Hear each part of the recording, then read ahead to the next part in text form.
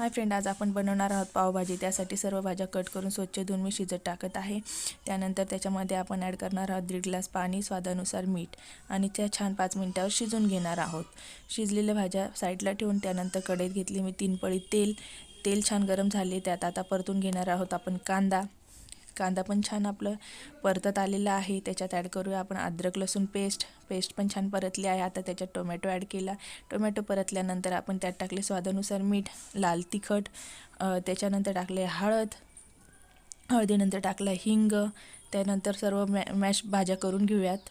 भाज्या मॅश झाल्यात। आता त्याच्यामध्ये आपण ॲड करणार आहोत पावभाजी मसाला पण छान परतला गेलेला आहे। आता आपण त्याच्यात ॲड केल्यात आपल्या सर्व भाज्या मॅश केलेल्या।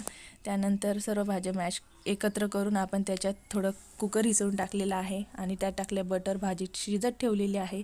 त्याच्यानंतर भाजी आपली शिजलेली आहे। आता ॲड केली